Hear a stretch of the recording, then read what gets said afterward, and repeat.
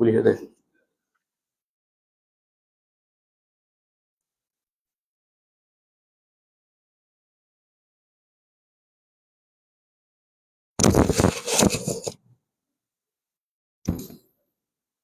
A'udzu billahi minasyaitonir rajim. Bismillahirrahmanirrahim. Alhamdulillahi rabbil alamin. Wa bihi nasta'in. Wa la 'udwana illa 'alal zalimin. Allahumma salli ala sayyidina Muhammad wa ala alihi wa sahbihi ajma'in. Allahumma aftah qulubana fi talabil ilmi. Ya Allah, Ya Rahman, Ya Rahim, bukakanlah pintu-pintu hati kami untuk menerima ilmu-Mu, Ya Allah. Warzuqnal ikhlasa fihi, dan kurniakanlah keikhlasan dalam hati kami ini, Ya Allah. Wal amala bihi wan nashra bihi hatta ya'tiyanal yaqin. Ya Allah, berikanlah kepada kami kemampuan untuk sama-sama kami beramal.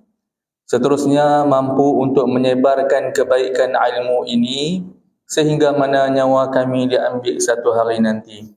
Amin, amin, amin, ya Rabbal Alamin.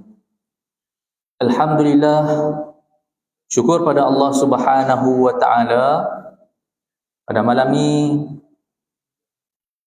dapat sama-sama kita bertemu kerana Allah Subhanahu wa Ta'ala, dan juga perpisahan kita lagi perpisahan juga kerana Allah Subhanahu wa Ta'ala.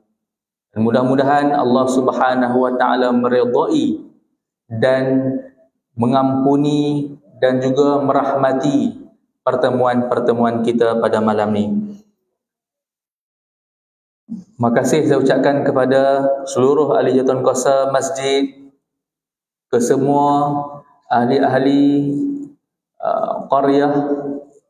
InsyaAllah pada malam ni, sebelum kita meneruskan tentang bicara kita dan juga pengajian kita berkaitan tentang fiqh madhab Asy-Syafi'i di dalam fiqhul manhaji pada bab zakat, sebelum tu suka untuk saya kongsikan sikit tentang satu hadis kelebihan menunggu waktu solat.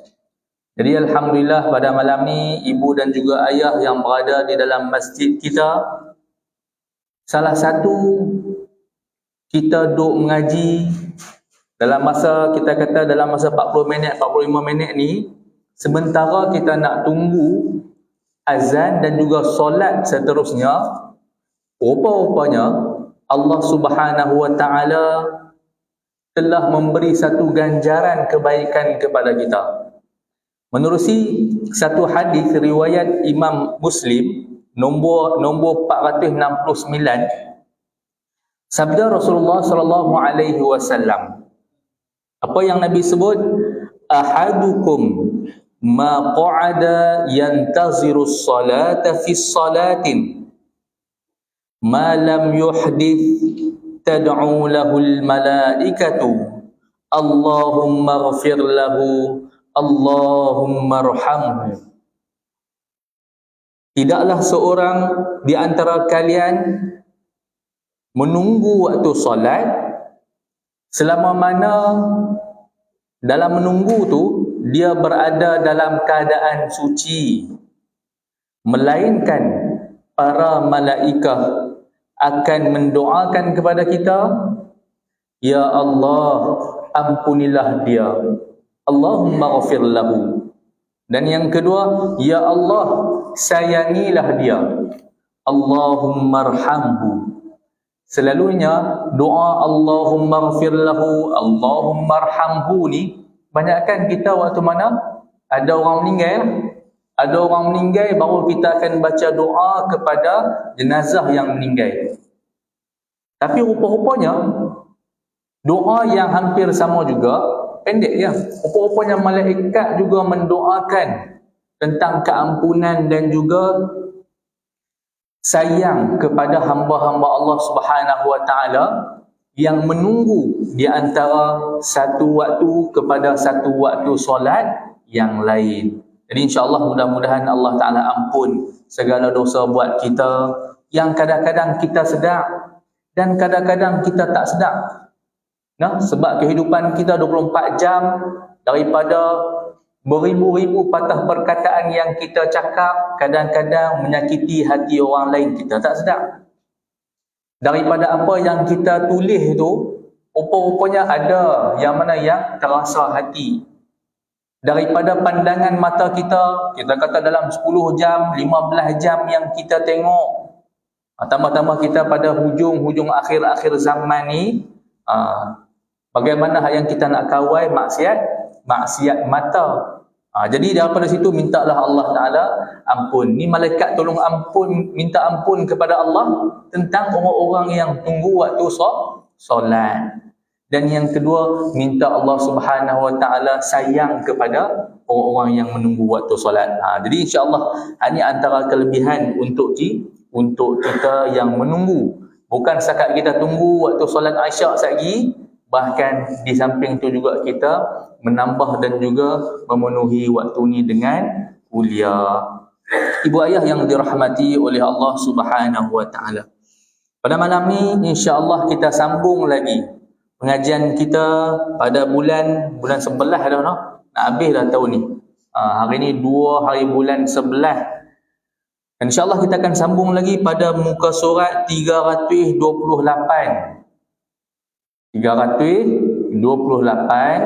yang kita berhenti itu, yang mana nak masuk pada satu bicara tentang hukum orang yang enggan mengeluarkan zakat. Hukum orang yang enggan mengeluarkan zakat. Kalau kata tentang rukun-rukun Islam, contohnya macam sembahyang, pun ada juga hukuman bagi orang-orang yang tak mau nak sembahyang. Sama ada dia bantah, kalau kata yang dia bantah, dia tak percaya tentang kefarduan solat tu sendiri, maka dia akan dikenakan hukuman. Contohnya kita kata kalau ikut hukum tu dalam kitab Al-Kabair, Imam Az-Zahabi sebut siapa-siapa yang solat ni adalah pertalian di antara hamba dengan Tuhan dia. Siapa-siapa yang putuskan tali pertalian dengan Allah Subhanahu Wa Ta'ala dikira sebagai dosa besar. Jadi siapa yang putus tak sembahyang ni, ditambah lagi, apatah lagi kalau kata dia ingkar tentang kewajipan dan memperkecil-kecilkan tentang kefarduan solat, ia akan dianggap kafir, murtad. Macam itulah juga kita dalam bicara bab zakat. Dalam bab zakat pun Allah Ta'ala meletakkan undang-undang, garis panduan supaya mana kita menegakkan syiar Islam. Supaya mana orang Islam tu sendiri yang tegakkan tiang-tiang memperkukuhkan agama Islam tu sendiri. Bukan hak yang orang dalam Islam sendiri yang meruntuhkan sikit-sikit. Tapi kalau siapa-siapa yang dah mula ada bibit-bibit, dah mula ada rasa hati dia sikit-sikit tak puas hati tentang agama, tentang Islam, tentang zakat, dia rasa terbeban, dia tak percaya dan sebagainya, agama akan main peranan melalui denda-denda dan juga hukuman-hukuman yang akan dikenakan atas dia. Supaya mana dia kembali balik bertaubat. supaya mana dia kembali balik bertaubat. Jadi hukum orang yang enggan mengeluarkan zakat, dia ada dua. Yang pertama sekali, hukum orang yang enggan mengeluarkan zakat kerana dia ingkar. Maknanya dia tak mau betul-betul ni. Dia tak percaya pun tentang kewajipan zakat. Dan yang kedua, ni jenis yang kedua ni, hukum orang yang enggan mengeluarkannya disebabkan bakhil dan juga kedekut. Dia ni dia tahu dah, memang tahu tentang rukun-rukun Islam, dia tahu. Daripada kecil lagi dia hafal dah. Tapi mai satu ketika dia dah mula kedekut dan juga dia bakhil, dia mula duk buat liat tak mau bayar zakat. Jadi hak ni pun ada juga hukum kepada orang yang enggan mengeluarkan zakat. Mari kita sama-sama kita tengok bagi hukum orang yang pertama, iaitulah orang yang tak mau keluar zakat disebabkan dia bantah tentang pensyariatan zakat. Anda telah mengetahui, musannif sebut, anda telah mengetahui bahawa zakat adalah salah satu rukun Islam. Maknanya semua kita tahu tentang zakat adalah salah satu daripada rukun Islam. Dan ia juga adalah rukun ketiga selepas mana dua kalimah syahadah, asyhadu an la ilaha illallah wa anna muhammadar rasulullah, selepas mana syahadah, dan juga yang kedua solat, sembahyang. Maknanya dia adalah rukun Islam selepas yang kita kata syahadah dan juga sembahyang. Oleh itu, ulama bersepakat bahawa sesiapa yang mengingkari kefarduan zakat, dia telah kufur dan keluar daripada Islam. Maknanya hak ni bahaya. Hak ni bahaya. Kalau kata dia kufur, dia ingkar, dia keluar daripada agama Islam. Yang ni yang kita katakan murtad. Bahkan apa dia lagi? Maksudnya sebut darahnya halal sekiranya tidak bertaubat. Maknanya dia tak mau bertaubat juga. Pemerintah panggil dia balik, suruh dia bertaubat. Waktu tu dia memang ingkar, dia tak mau juga. Waktu tu darahnya halal sekiranya tidak bertaubat. Ini disebabkan zakat adalah di antara perkara yang diketahui kefarduannya secara mudah. Maknanya budak-budak pun mereka tahu. Budak-budak pun mereka tahu. Orang di Baling tahu. Orang di Sip tahu. Orang di Pulau Tuba pun, yang jauh sikit daripada kita ni pun tahu. Hatta orang-orang asli di Ulu Legong pun tahu tentang zakat. Anak-anak mereka pun dah mula mengaji. Dan alhamdulillah yang mana peringkat menengah, lembaga zakat ni Kedah, cara macam mana kita nak selamatkan generasi-generasi mereka ni dengan kita taja anak-anak ni pergi mengaji dekat sekolah Ma'had Dini di lembaga zakat negeri Kedah belah Sik Belantik tu. Alhamdulillah sebelum ni dah ada dekat 12 orang dah kalau tak salah. Kemudian dan yang terbaru ni yang dah berjaya ambil SPM, mana yang kalau kata jadi dengan izin Allah, salah seorang yang mana yang berjaya di kalangan yang mana yang 12 orang tadi tu akan dihantar pergi ke Jordan dengan tajaan lembaga zakat negeri Kedah. Maknanya benda-benda asas pun mereka tahu. Tambah-tambah zaman kita lah ni. Maknanya mudah untuk kita tahu tentang hukum zakat. Ini disebabkan kemudian ia diketahui oleh orang awam dan khas semua orang Islam.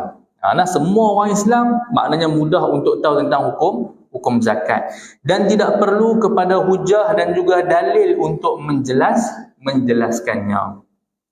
Imam An-Nawawi rahimahullahu taala memetik daripada Al-Khattabi, sesiapa yang mengingkari kefarduan zakat pada zaman ini. Maknanya pada zaman ini kita kata, kalau kita tengoklah Abu Zakaria Mahyuddin Yahya bin Sharaf An-Nawawi, Imam Nawawi ni wafat pada tahun 1278 Masihi. Maknanya kalau kita tolak balik dengan tahun 2024, pada tahun 7 ni kita kata yang 746 tahun lepas. 746 tahun lepas. Siapa-siapa yang ingkari kefarduan pada zaman itu, maknanya 746, tu zaman dulu, sampai ke hari ini lagi telah lah, lagi mudah untuk kita tahu, maka ia telah kafir dengan ijma' orang-orang Islam. Katanya lagi, pengetahuan tentang kewajipan zakat telah tersebar secara meluas di kalangan orang Islam. Maknanya benda asas, semua dah tahu. Hingga kan ia diketahui oleh orang awam dan khusus. Maknanya orang awam pun tahu, orang yang khusus pun tahu. Dikongsi oleh alim dan juga dikongsi oleh orang alim dan juga jahil. Maknanya semua pakat dapat maklumat tu. Oleh itu tidak ada alasan bagi sesiapa pun untuk sebarang pentakwilan yang untuk mengingkari dia. Begitu juga dengan orang yang mengingkari perkara-perkara agama yang telah disepakat oleh umat, seperti mana sembahyang 5 waktu. Bab sembahyang hari ni semua orang tahu. Tapi masih ramai lagi yang duk buat liat, yang tak mau nak sembahyang. Jadi kena ambil hati-hatilah, sebab benda awal yang akan ditanya waktu mana dalam kubur, sembahyang. Kemudian puasa bulan Ramadan, ni benda asas. Budak-budak kecil-kecil pun dah mula turut nak solat, nak puasa Ramadan. Kemudian mandi junub, pengharaman zina dan berkahwin dengan mahram, dan juga hukum-hukum yang seumpamanya.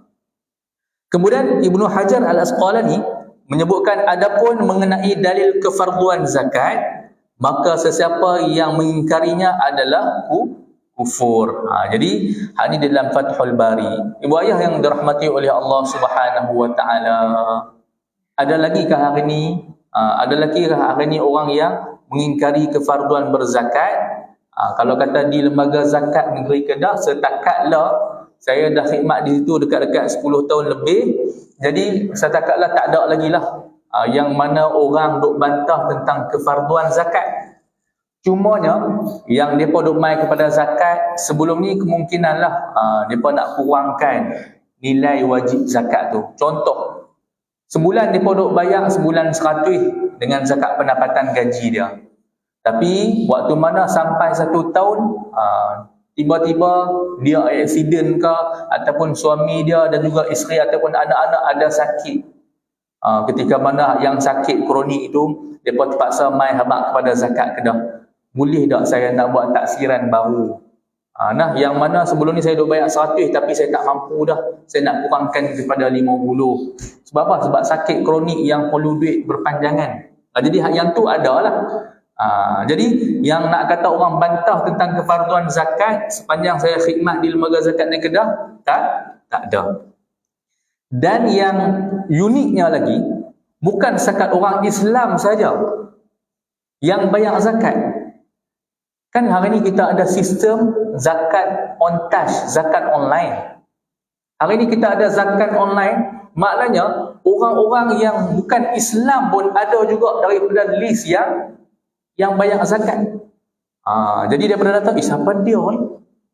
Yang kita tengok-tengok, dah bayar duit, rupa-rupanya cek-cek balik, dia ni bukan Islam. Kalau tak salah tu ada orang belah-belah kulit. Dan juga waktu mana bayar zakat fitrah, ada juga daripada ramai-ramai dia pun nak bayar kat penolong amil, dia pun yang bukan Islam ada, dia ni berbangsa India, bayar zakat.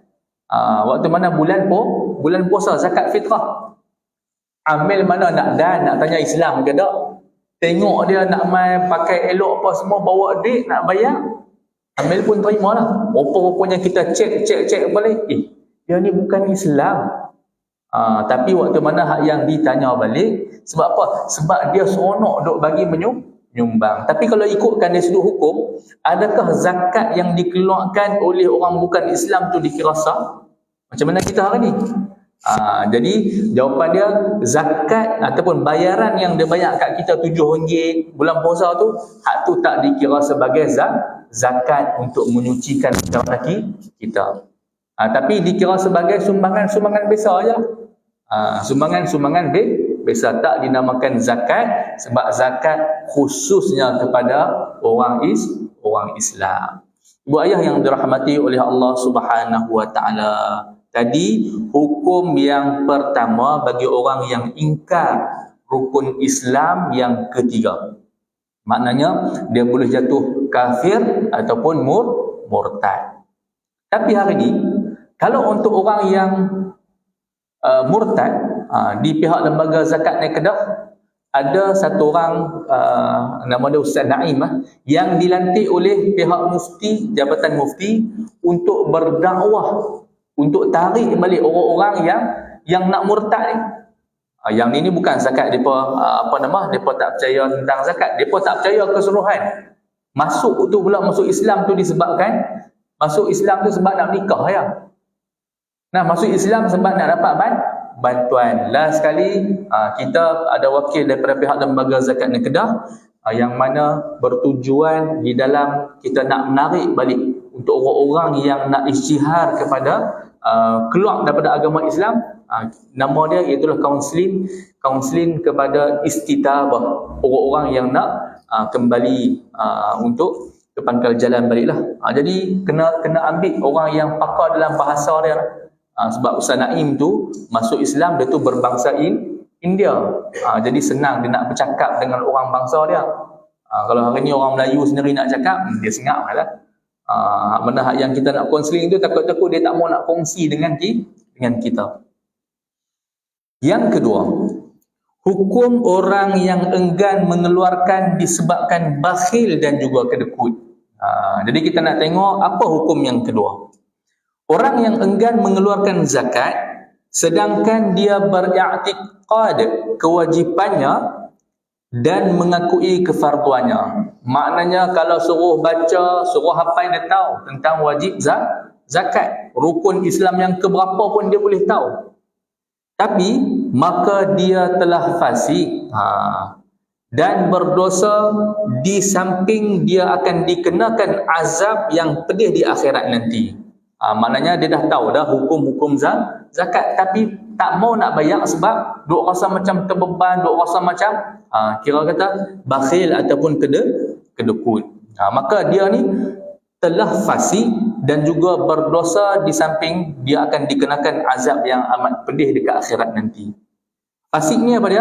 Orang-orang yang selalu melakukan dosa yang besar ataupun sering melazimi duk buat dosa-dosa kecil. Firman Allah Subhanahu wa taala, "Walladzina yaknizuna adh-dhahaba wal fiddah wa la yunfiqunaha fi sabilillah fabashshirhum bi'adzabin alim yawma yuhma 'alayha fi nari jahannam fatukwa biha jibahuhum wa junubuhum wa zuhuruhum hadza ma kanaztum li anfusikum fadhuqu ma kuntum taknizun." Surah At-Taubah ayat 34 sampai 35. Apa dia ancaman Allah Subhanahu wa taala buat orang-orang yang ghalib, tak mau nak bayar zakat. Dan ingatlah orang-orang yang menyimpan emas dan juga perak serta tidak membelanjakannya pada jalan Allah. Pada zaman dulu pertukaran duit itu pakai emas dan juga perak. Pada zaman hari ini kita tukaran duit itu melalui nilai duit wang kertas. Dan tak mau untuk belanjakan pada jalan Allah. Maka khabarkan kepada mereka dengan balasan azab siksa yang tidak terperi sakitnya. Fabashshirhum bi'adzabin alim yauma yuhma. Mana hari ni kita tengoklah, yang mana hari ni kita tengok striker yang kita striker hari ni, striker baju, rupa-rupanya kalimah ataupun disebutkan striker pun ada juga dekat azab akhirat nanti. Iaitulah pada hari dibakar emas dan juga perak itu di dalam neraka Jahannam. Lalu fatukwa biha jibahuhum, akan distreka ataupun diselar di dahi mereka. Dekat dahi, maknanya muka-muka ni distreka dengan dileburkan api untuk emas dan juga perak tersebut. Kemudian distreka dekat dahi, jibahuhum wa junub, fatukwa biha jibahuhum wa junubuhum wa zuhuruhum, dahi mereka dan rusuk mereka serta belakang mereka. inilah apa yang telah kamu simpan untuk kamu sendiri, oleh itu rasakanlah azab daripada apa yang kamu simpan.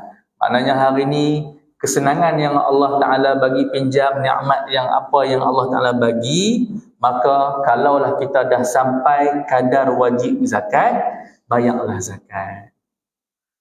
Kalau tengok balik, harga emas ni semakin hari semakin naik lah. Dan kalau kita tengok balik pada nisab semasa di Lembaga Zakat Negeri Kedah, yang mana bersandarkan dengan nilai 85 gram emas, dan hari ini siapa-siapa yang memiliki kadar nisab dia berjumlah 30,000 lah. Baru ni saya main cerita pasal dalam 20,000 lebih. Waktu mana saya mula-mula masuk dulu, kadar 85 gram emas tu baru 14,000. Kemudian sikit-sikit naik. Dalam tempoh 10 tahun ni, saya kira memang banyak kali naik lah. Daripada 14,000, 15,000, lah ni dah sampai 30,000. 30,079 ringgit.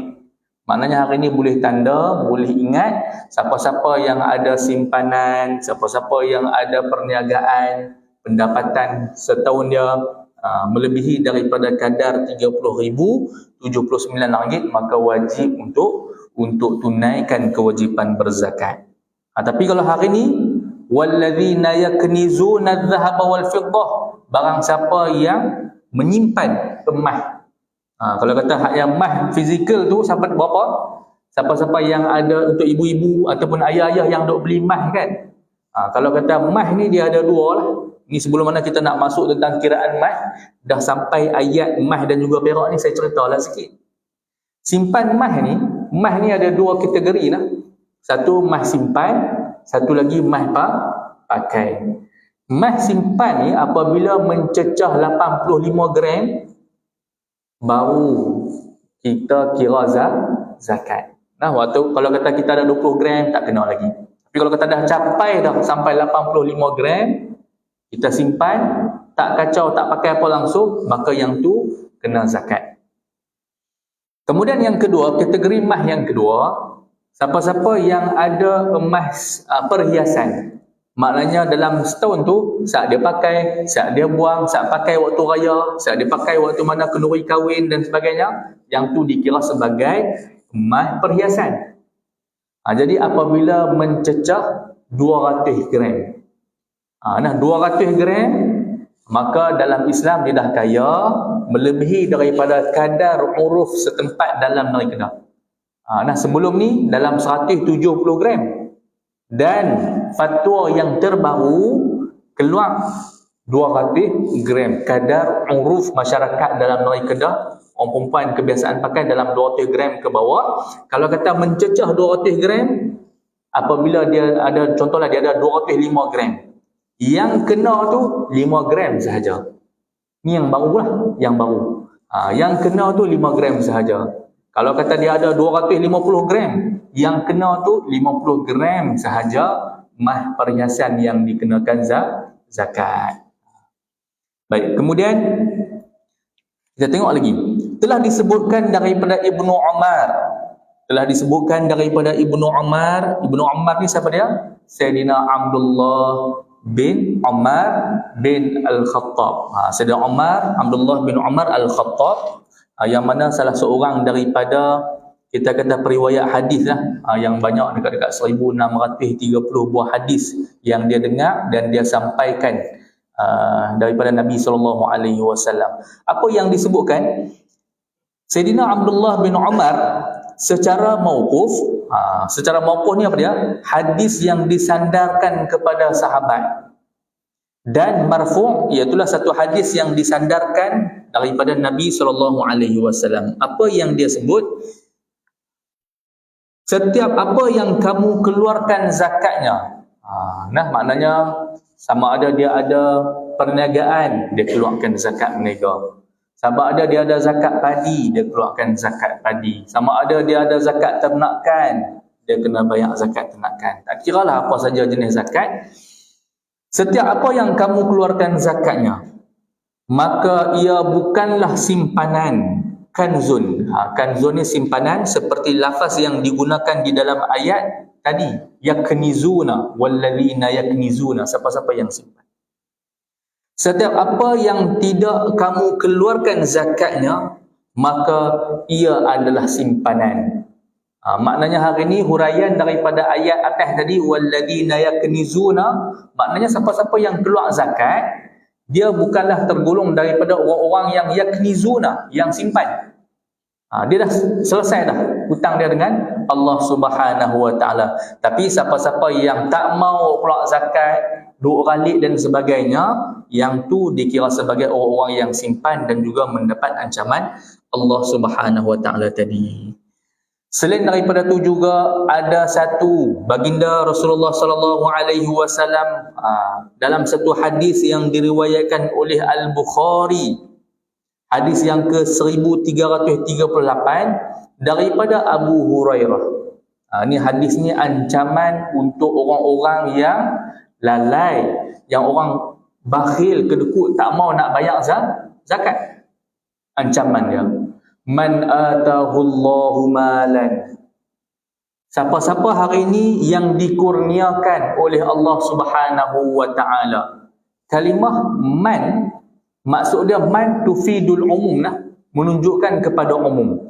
Tak kiralah sama ada lelaki, sama ada perempuan, sama ada kanak-kanak, sama ada orang dewasa, sama ada orang tua dan sebagainya. Siapa-siapa yang dikurniakan oleh Allah Subhanahu Wa Taala harta.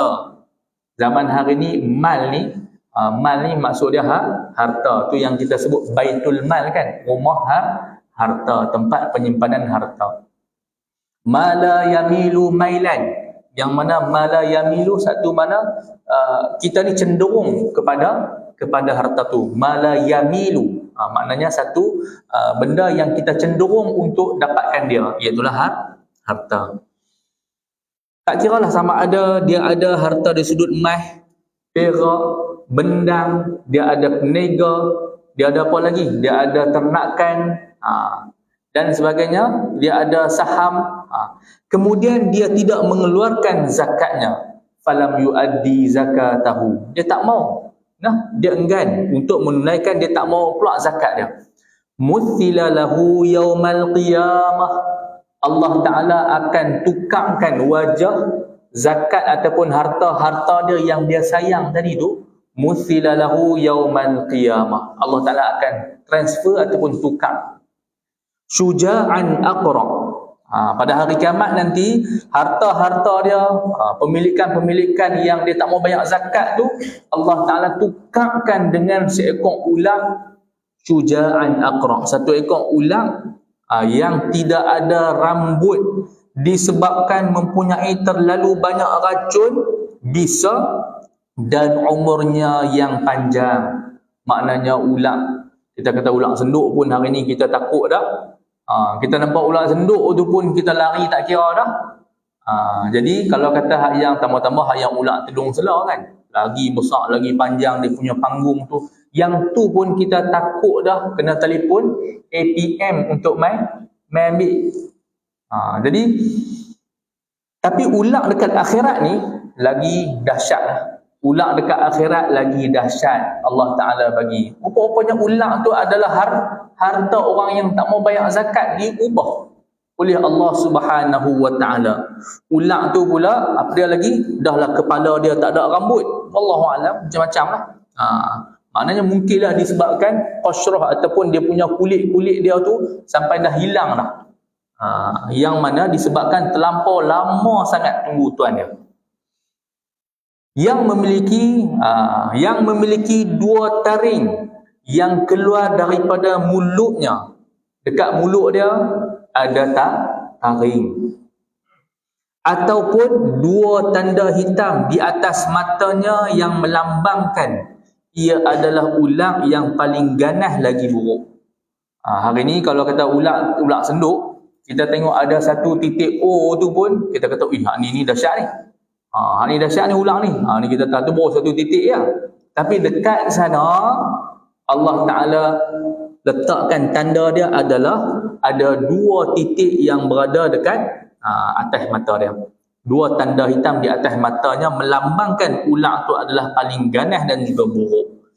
ia akan melilitnya pada hari kiamat. Hari ni ulat apa hak jenis lilit ni? Ulat senduk lilit tak? Kalau jumpa orang dia tak lilit, dia patuk ada ligan kita ya. Tapi kalau kata ulat sawah, kalau kata ulat sawah, ulat anaconda kita duk tengok tu, hak tu sungguh. Kita tengok hari ni macam mana ulat dia boleh belit. Kita kata yang boleh belit kambing, boleh belit apa lagi? Boleh belit lembu dan sebagainya. Daripada yang besar tu tulang dia hak yang kita kata kemas tu.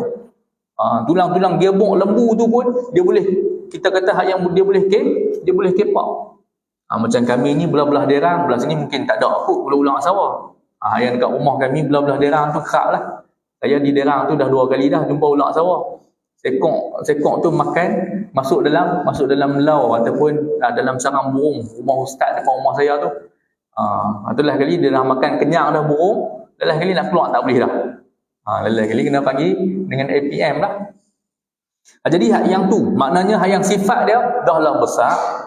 Kemudian banyak bisa ada taring dan dia akan melilit tuan dia. Dia akan melilit tuan dia pada hari kiamat. Kemudian hak yang tuan dia tu pun tak boleh nak lari mana. Tuan tu pun tak boleh nak lari mana. Kalau kata ulang dah belit dah, memang waktu tu tak boleh nak buat apa dah. Nak cakap pun tak boleh dah. Dan ketika tu waktu mana hak yang kemudian akan menggigit kedua rahangnya sambil berkata, kita tengok ulang kat sana bukan sakat tu dia boleh cakap pula. Nak kata ganasnya ulang tu dia boleh cakap, dia boleh habaq ke pula pada tuan dia. Tuan dia tu pun tak tahu pasal apa benda apa ni ulang tiba-tiba mai tokok dia ni. Lalu dia berkata, ana maluka, aku adalah harta kamu.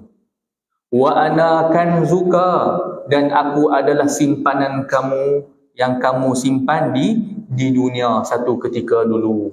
Kemudian Nabi SAW membaca firman Allah Subhanahu wa taala. Nabi membaca ayat Quran dalam surah Ali Imran ayat 180, wala yahsabannal ladzina yabkhuluna bima atahumullahu min fadlihi huwa khairan lahum bal huwa syarrul lahum sayutawwaquna ma bakhilu bihi yaumal qiyamah walillahi mirathus samawati wal ard wallahu bima ta'maluna khabir. Dan jangan sekali-kali orang-orang yang bakhil, maknanya orang kedekut, sayang pada harta, nak minta keluar sikit 2.5% sahaja daripada 100%.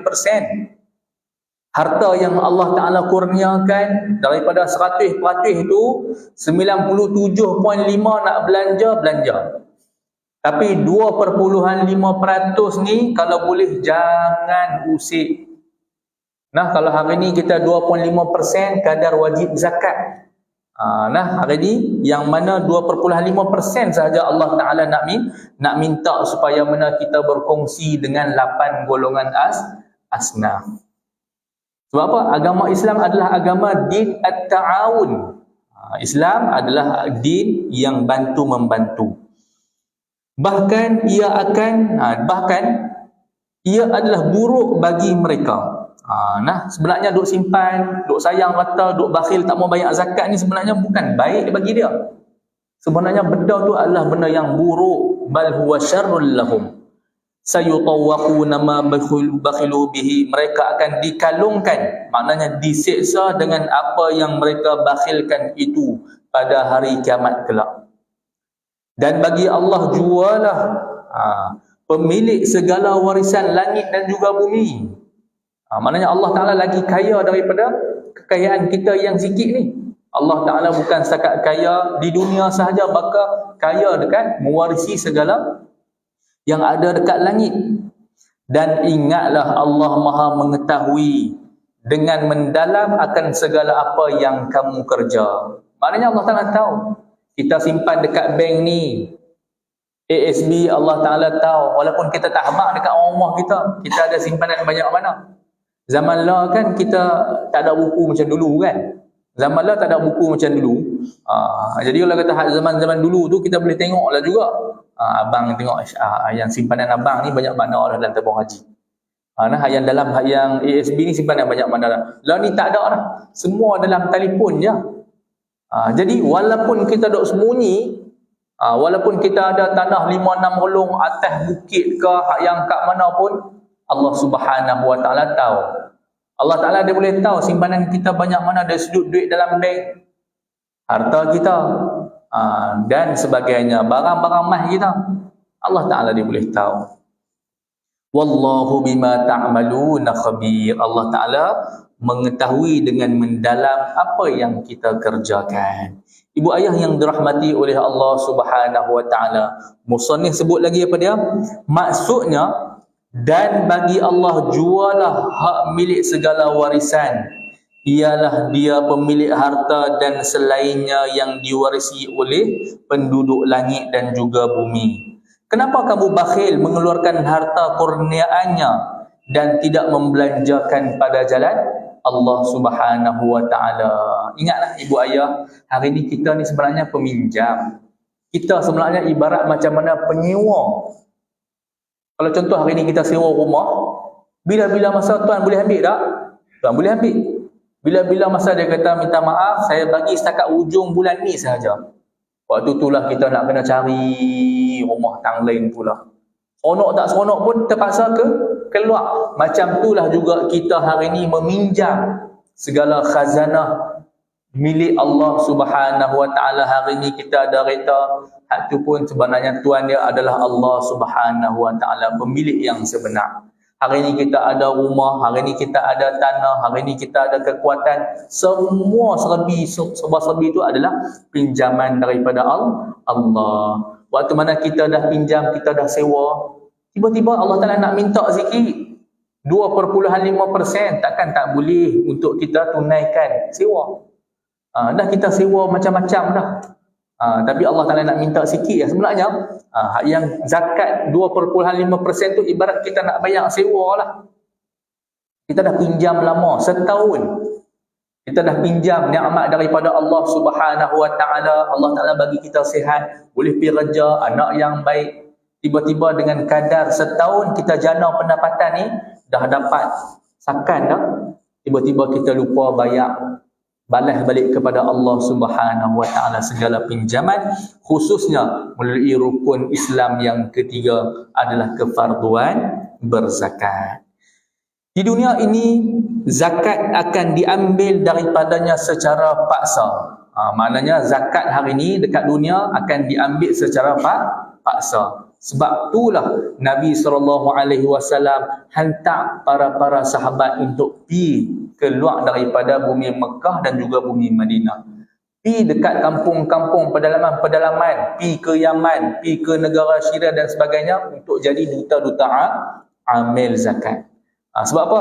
Kalau kata yang setahun tu sah ya. Dalam setahun tu kalau kata orang boleh ternak haiwan tu 40 ekor tu, 40 ekor tu maknanya dia boleh biak dengan 40 ekor tu, ibu saja dah banyak mana dah. Dalam tempoh setahun tu 40 ekor tu boleh beranak banyak mana dah. Kalau kata hari ni main dengan kadar mas kan, daripada setahun tu dia punya naik tu banyak mana dah. Setiap hari pula tu naik. Macam itulah juga dengan setahun bagi orang-orang yang kerja makan gaji. Setahun tu dia ada bonus lagi.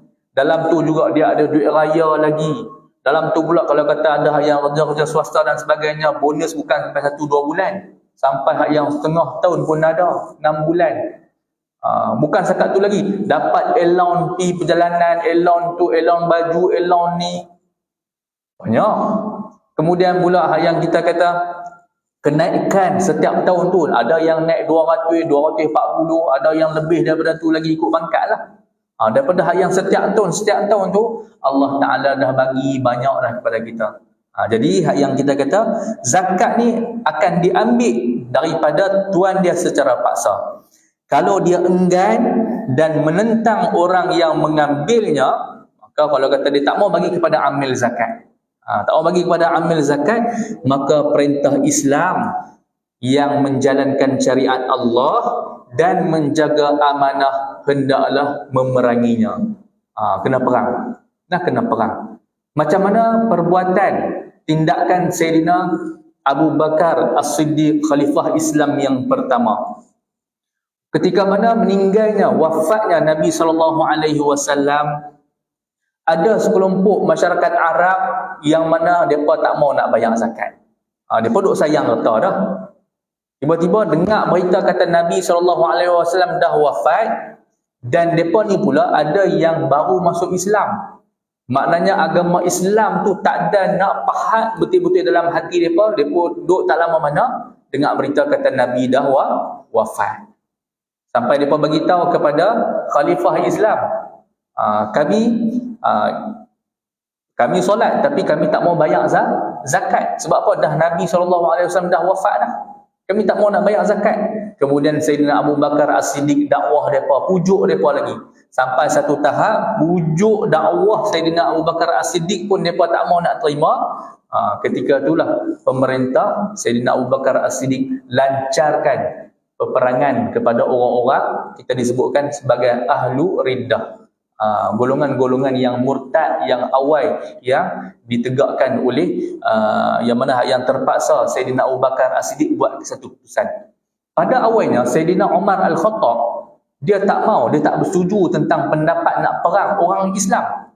Depa ni syahadah, depa ni semayang, tapi depa ni meruntuhkan rukun Islam yang ketiga. Depa tak mau nak ikut untuk bayar zakat. Tapi apa yang disebutkan dalam hadis yang diriwayatkan oleh Al-Bukhari dan juga Muslim daripada Sayyidina Abu Hurairah radhiyallahu anhu, apabila wafat Rasulullah sallallahu alaihi wasallam dan digantikan oleh Sayyidina Abu Bakar, segolongan bangsa Arab telah kafir.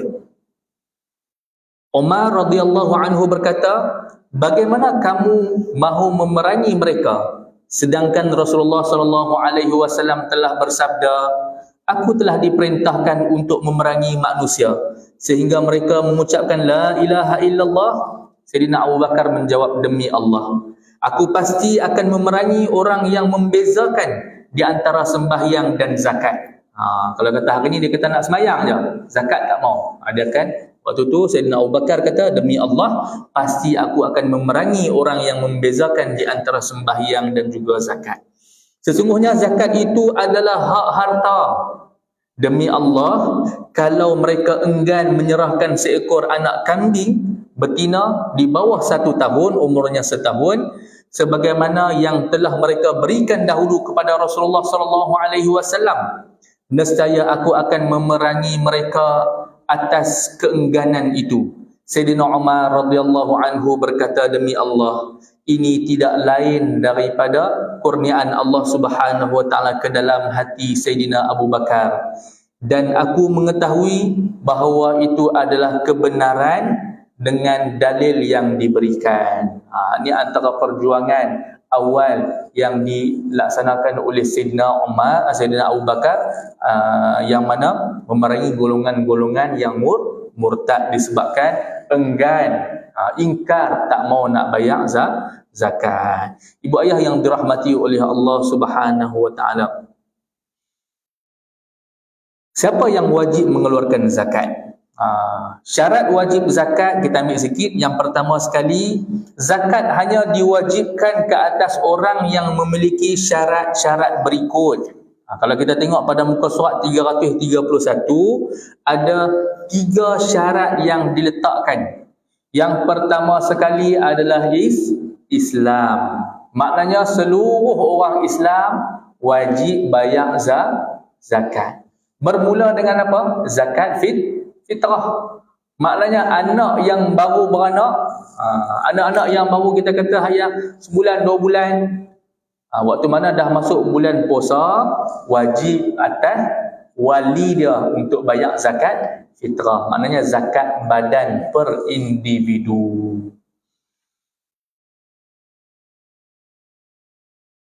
Ia tidak wajib ke atas orang kafir atas dasar kewajipan yang dituntut di dunia. Maknanya macam saya cerita tadi, orang-orang yang bukan Islam tak wajib bayar zakat.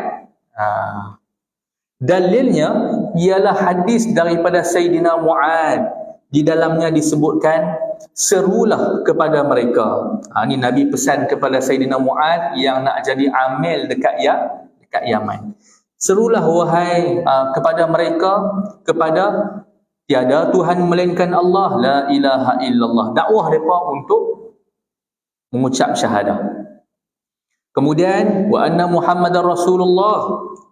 Kalau mereka mematuhi kamu, kalau kata depa dengar dakwah kamu, maka ajarkanlah kepada mereka bahawa Allah telah mewajibkan ke atas mereka sedekah, yakni zakat. Maknanya selepas mana depa dah terima dah syahadah, kemudian dakwah juga kepada depa tentang zakat. Kewajipan berzakat adalah selepas penerimaan dakwah dan setelah mereka memasuki Islam terlebih dahulu. Maknanya kalau kata yang bukan Islam nak bayar zakat boleh tak? Tak boleh. Hanya ibadah menyucikan tazkiyatul anfus, menyucikan jiwa dan juga menyucikan harta ni dikhususkan kepada umat Islam sahaja. Begitu juga dengan kata-kata Sayyidina Abu Bakar. Ini adalah kewajipan zakat yang telah difardukan oleh Rasulullah sallallahu alaihi wasallam ke atas orang-orang Islam.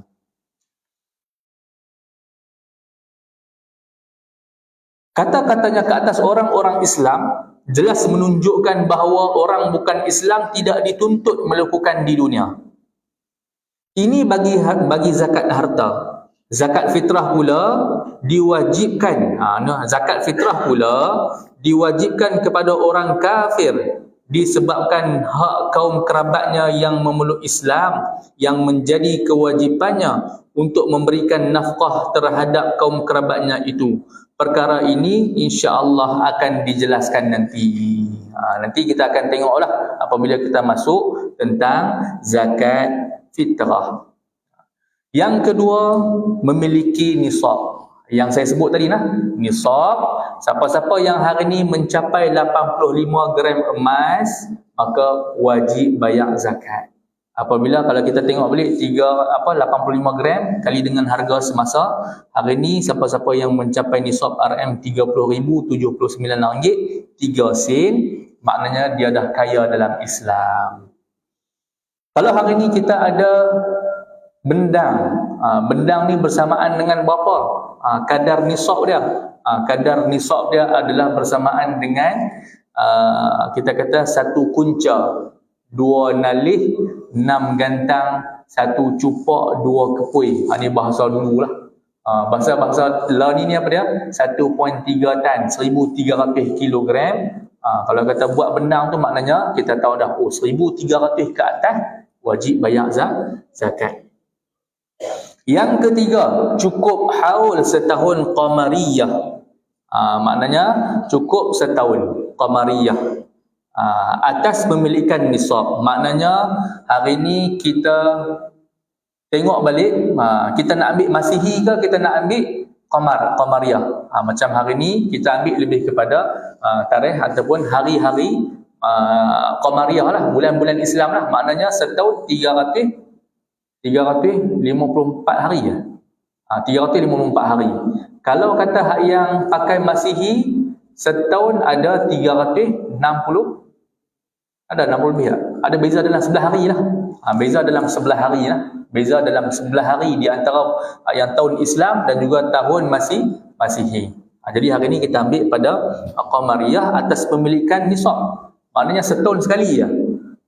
Zakat bukan kena bayar tiap-tiap hari.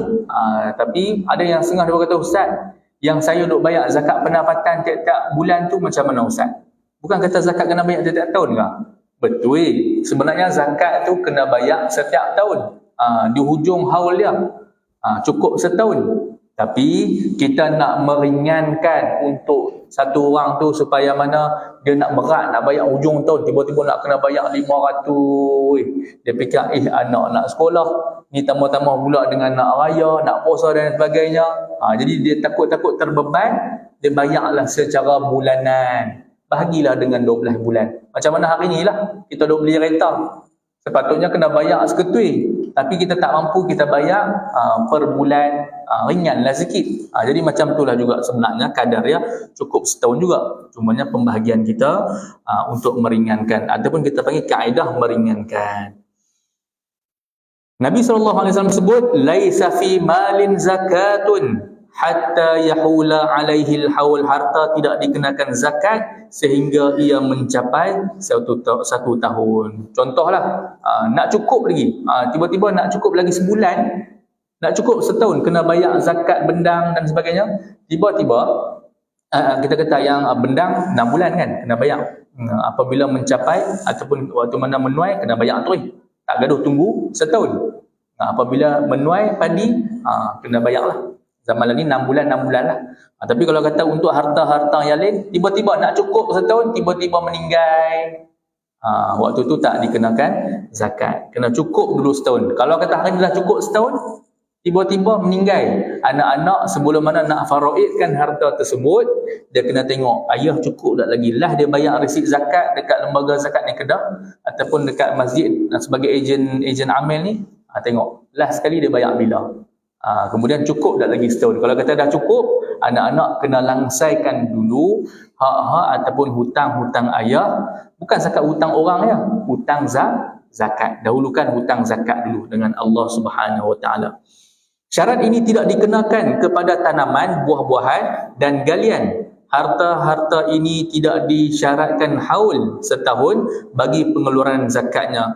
Bahkan ia wajib dikeluarkan sejurus selepas dihasilkan ataupun dituai. Perkara ini akan dijelaskan pada tempatnya insya-Allah. Jadi insya-Allah ibu ayah yang dirahmati oleh Allah Subhanahu Wa Taala, pada bulan depan kita akan tengok pula kepada bab yang menceritakan zakat harta anak kecil dan juga orang gila. Jadi insya-Allah mudah-mudahan bermanfaat sikit sebanyak berkaitan tentang hukum orang yang enggan mengeluarkan zakat dan juga syarat-syarat wajib zakat. Jadi insya-Allah mudah-mudahan sikit sebanyak tu Allah Subhanahu Wa Taala memudahkan urusan tentang kita nak urus harta kita. Jadi insya-Allah kalau kita dah wajib bayar zakat tu, kita carilah tempat-tempat. Lah ni dah boleh bayar secara online dah. Hari ni pun dah boleh bayar secara online. Nak kira pun ada kalkulator dia di dalam laman web Zakat Kedah ataupun Zakat On Touch lah. ZOT Zakat On Touch, boleh download lah aplikasi tu. Dalam tu kita boleh tengok cara kalkulator kutip, macam mana nak bayar zakat, nak kira dan sebagainya. Boleh kita rujuk ke dalam tu dulu. Lepas tu kalau kita rasa macam tak jelas lagi, boleh pergi kepada pihak lembaga zakat negeri kita. Jadi insya-Allah sekadar itu sahaja. Aku qouli hadza wa astaghfirullah li wa lakum. Assalamualaikum warahmatullahi wabarakatuh. A'udzubillahi minasyaitonir rajim. Bismillahirrahmanirrahim. Alhamdulillahirabbil alamin wassalatu wassalamu ala Rasulillah wa ala alihi wa sahbihi ajma'in. Allahumma rzuqna fahman nabiyyin wa hifdhan mursalin wa ilhamal malaikatil muqarrabin wahdina bihidayatil arifin wa sallallahu ala sayyidina Muhammad wa ala alihi wa sahbihi ajma'in walhamdulillahi rabbil alamin. Qabbalallahu minkum.